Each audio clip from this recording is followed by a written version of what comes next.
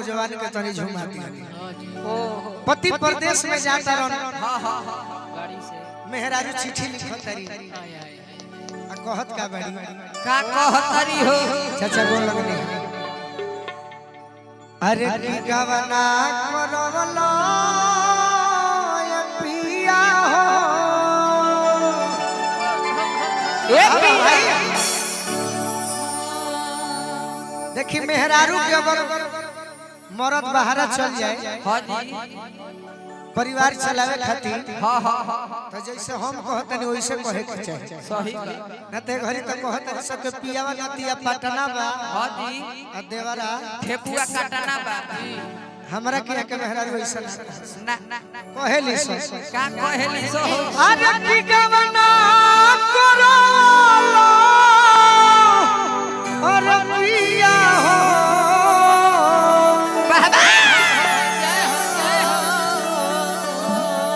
घरे मेन मालिक घरे बड़े शिशिर बाबा ये लोग हमारे पर सीखत सही बात 3 आदमी बड़े भोजपुरी में अभी हां हां जी सर ली गोड़ लगाता मकान बनावे वाला ठेकेदार हां जी जे हमर घर बनावता वो लोग चाहता है कि गोलू राजा के घर बनावे तो हमने के आज ट्रेनिंग लेके सीख जाए ओइसने साउंड लावत रे कि ना ना आज गोलू राजा पर सीख जाए कि कैसे ऑपरेटिंग करे सही बात अरे घरे बैठवला जय हुड़का टाइप के बाजी के हुड़का टाइप के तने एक बार माई के नाम पर राम जी के नाम पर हाथ उठा दी सब 2 मिनट आ गीत सुनले बनी तो ताली बजाए सब वाह वाह गोलू जी हां ई माइक लीजिए ना ठीक भाई रहे अरे किया मावा लगवाला पिया हो महुआ रे लगवाला बाबा लगवाला पिया हो महुआ लगवाला मावा लगवाला पिया हो महुआ रे लगवाला कहे ना लगवाला पिया हो जय अरे कहे ना लगवाला पिया हो दुनिया के खुशियां कहे ना लगवाला पिया हो दुनिया के खुशियां कहे ना लगवाला पिया हो दुनिया के खुशियां कहे ना लगवाला पिया हो दुनिया के खुशियां हमारा लगवाला पिया हो महुआ रे लगवाला बाबा लगवाला पिया हो महुआ लगवाला कहे ना लगवाला पिया हो जय अरे कहे ना लगवाला पिया हो दुनिया के खुशियां कहे ना लगवाला पिया हो दुनिया के खुशियां कहे ना लगवाला पिया हो दुनिया के खुशियां तोनी देखे तो हमें प्यारी दोस्त तोनी देखे तो हमें झटया मत में तेरा न लागे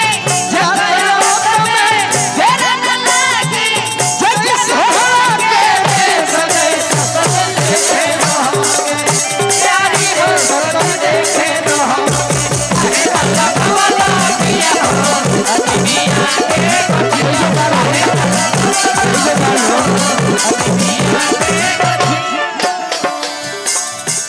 हमारा यह झारखंड के शान अमर शहीद अनुराग शुक्ला जी के पिताजी हमारे पिताजी जितेंद्र चाचा भी हमारे के वीडियो कॉल पर देखते हैं बार-बार प्रणाम करो क्या बात मेहरारू कहतरी का कहता निमिए हो घरवा माई के निमिए दुआरवा हो ये हो घरवा माई के ये दुआरवा हो भाई नहीं के बहु इनका पकड़ी पिपरावा हो भाई नहीं करवा हो कोई पारवा हो भाई नहीं के बहु इनका पकड़ी पिपरावा हो कोई नहीं करवा